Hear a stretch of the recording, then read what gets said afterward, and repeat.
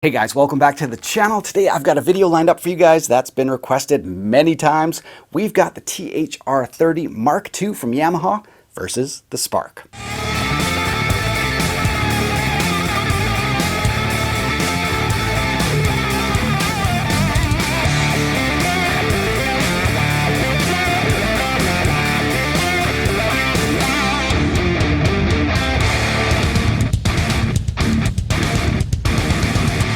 Yes, welcome back to the channel, you guys. I hope you're having a fantastic day today. Well, the emergence of the small format practice amp has been pretty revolutionary. The value and the feature set in these tiny little amps is pretty much unparalleled. But we're going to try to answer the question for you guys today: which one is right for you? Now, more and more companies are starting to make small format, feature-rich desktop amps, but today we've got two of the most popular for you guys. Number one has to be the Yamaha.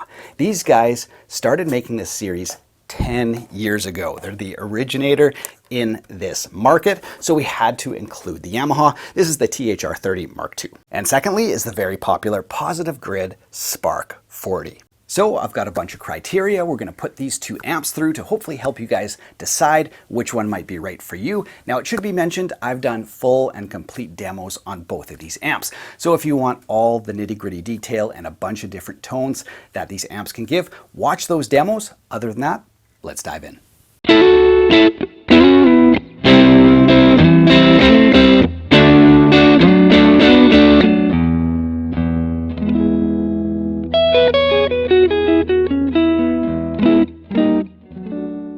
All right, well, let's start with the form factor so that you guys can see the physical differences between the cabinets. Now, Spark is a little bit taller. It's also about 1.5 inches deeper, but it's a little bit shorter. As you can see, the Yamaha a little bit lower and wider in comparison. Now, I threw them both on my scale. Spark came in at 11 pounds and the Yamaha 9.5 pounds. Now, obviously, they're both very small, very portable, and very light, but those are sort of like the physical differences.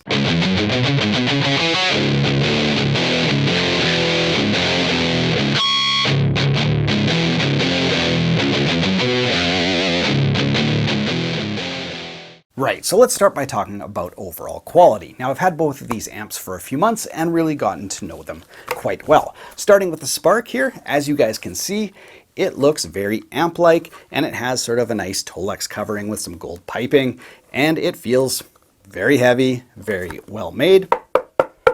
You know, it doesn't feel cheap at all, and it has a nice, clean front face. So if you don't have a dedicated music room, I think this would look great in a living room, anywhere. Very low-key controls on the top. So the front face, very clean, and as you can see, front fabric here has not sagged at all, so it's held up really well. Now, when it comes to the Yamaha, as you guys can see, it's a very different method of construction. We've got metal on the front face, metal on the top with a metal carry handle. Now, on the back and the sides, it's molded plastic. So a little bit of kind of two tails, really premium on the front, really premium on the top, and kind of cheaper on the back and the sides. Now, molded plastic, it does feel very solid. It's not like really cheap and squishy, like it feels solid, but compared to, the front and the top, it doesn't feel quite as good, whereas the Spark kind of feels the same on all angles.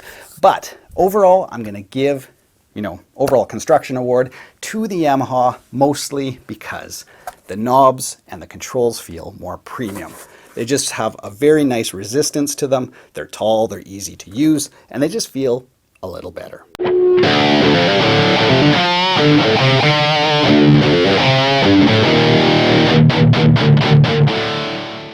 Next up, let's compare these two on versatility. That's the name of the game when we're talking about small format amps. No longer do you have just a clean channel and an overdrive. You have almost unlimited tones with a bunch of effects on top.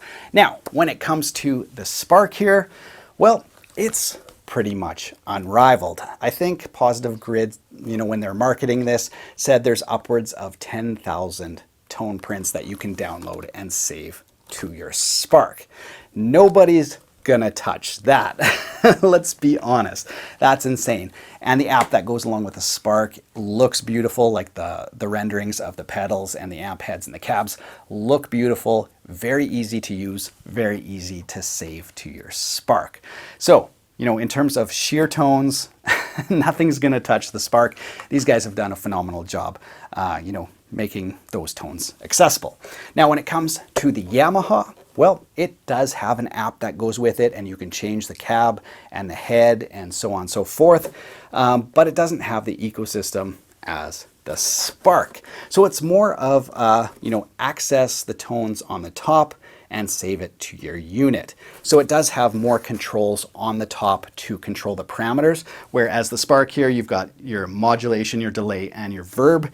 Here we've got a bunch more effects. So you've got more access to the knobs on the top. Here, you know, it does benefit from having the app to, you know, dial in your tones.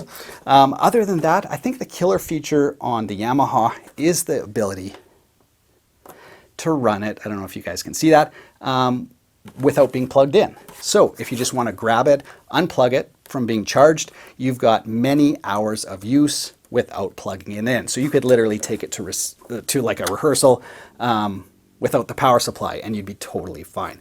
So I find myself using this when I don't want to be practicing in the studio. I can just grab it, go and play. So that's a very, very cool feature. But in terms of like overall ecosystem, Spark wins.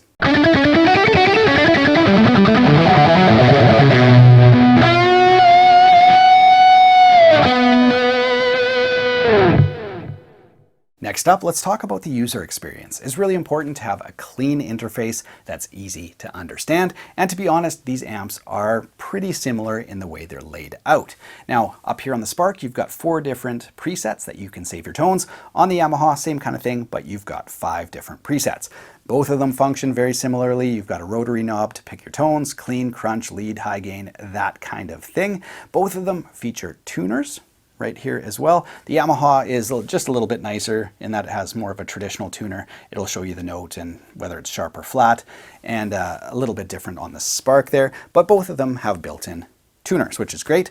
Both of them have gain controls, master controls, 3-band EQ, effects controls, and you know, your guitar main output as well as the audio main output, because both of them you can Bluetooth phones, you can use them as speakers, so separate audio outputs. So which of these amps do I think is easiest to use? Well, it's a little bit of a tricky question. If you like connecting a phone or tablet, the Spark is very easy to use and, you know, access all different parameters, effects, very easy. If you're the type of person that likes to, you know, use physical knobs, the Yamaha wins here. It's got, as I mentioned, a nicer tuner. You've got 3 different voicings built right into the front face of the amp.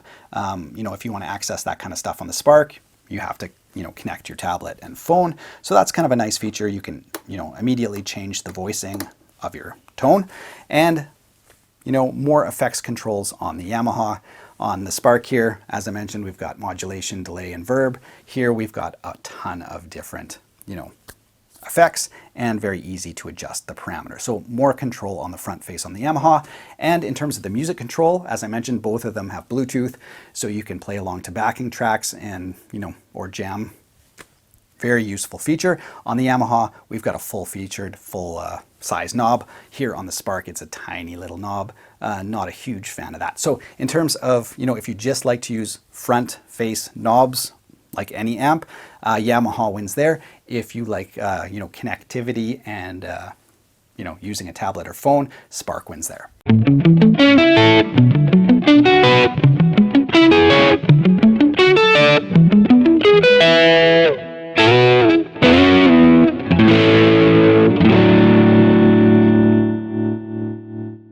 Now, while I have both amps on the desk, we might as well talk about connectivity. Again, both amps are very similar. Both have Bluetooth. There's a little indicator on the back of the Spark if you're connected to Bluetooth. Both of them have aux inputs for, you know, any sort of source that you want to come out of the speakers themselves. And both of them have USB. Now, what kind of sets these apart is the Yamaha also has line outs. And this is a really great feature. You've got your stereo left and right outs. You can go to a mixer and out to a PA system, front of house. You can literally run this little amp, you know, in huge settings just using the line out, or you can just go straight into your audio interface. So a little bit more flexibility on the Yamaha. Now both of them have USB outputs and can be standalone audio interfaces. What a great feature. So if you don't have an audio interface, you can download the drivers and record straight into your computer from the USB outs. So a little bit better connectivity on the Yamaha because you do have those line outs, but other than that, they're pretty similar.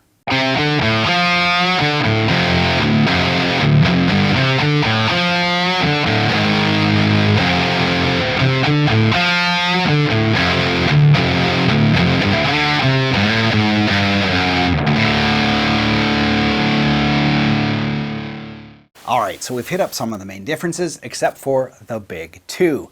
Number one, price, and number two, tone. These are the big ones. Let's start with tone.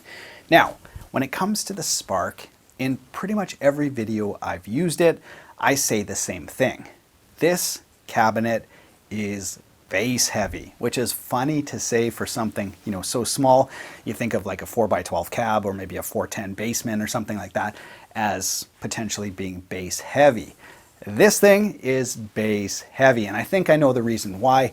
It's because when you're not playing in a band setting with, you know, drums and bass and keyboard and acoustic guitar and vocals, you don't need your guitar to cut through the mix in the same way as if you're just playing in your bedroom by yourself. That being said, I still think this is way too warm and there's not enough sweep on the EQ knobs. Now maybe they can fix that in like a firmware update, but as it stands, this thing is bass heavy, and all the clips you hear of me using it throughout this video had the bass pretty much cut all the way, and on my recording software, more bass frequencies taken out. So that's the first thing to note about the Spark, is this thing is very, very warm. Now, secondly, when it comes to the Yamaha, if you have your knobs all on 12, this thing is voiced like a traditional amp. So when it comes to tone, this is naturally much brighter, this is naturally much warmer, and in terms of like accuracy, which one sounds more like, you know, a real amp or a traditional amp, the Yamaha by miles. And that's just because of the way it's EQ'd. It's naturally voiced like an amp. This one is naturally voiced very warm, and in my opinion, too warm. Now, that doesn't mean that you can't get great tones out of both of them. That doesn't mean that you can't make the Yamaha sound warm and you can't make the, you know, Spark sound cutting and bright. But the way they're naturally voiced when everything's out in 12, and even, as I mentioned, with most of the bass cut and some of the mids cut, I still find the Spark a little warm. So that's the big differences in tone. Now, in terms of the overall volume of these two amps, well, they're very similar and they're very loud. These little guys can kick it out. We're talking about like 95 dB plus without totally crapping out, which is why I say they're not just useful practice amps, they can be useful rehearsal amps, of course, depending on what style of music you play. If you're in a metal band or a huge band, they're not going to have the power and clarity to cut through. But if you play chill music or you're like in a three-piece band, they can be useful in that setting as well. They're louder than they look. Now, in terms of effects quality, I would say they're pretty comparable. The one weakness on the Spark here is I find the verbs very huge and blooming and diffuse, even when you pick like a spring verb. So they don't have like a really nice tight guitar oriented spring verb, which I'd like to see them maybe update on a firmware as well. On the Yamaha, it's much more natural, much more what we're used to hearing out of an amp. So there you go. That's kind of like the main differences that I noticed between the overall tone. Now, as for price, that's the other big one. The Spark is regularly like somewhere around 250 bucks and oftentimes goes on sale. So very affordable, and when you hook up a phone or a tablet, there's a lot of value right here. Now, the Yamaha is about double. So I think it was about 450.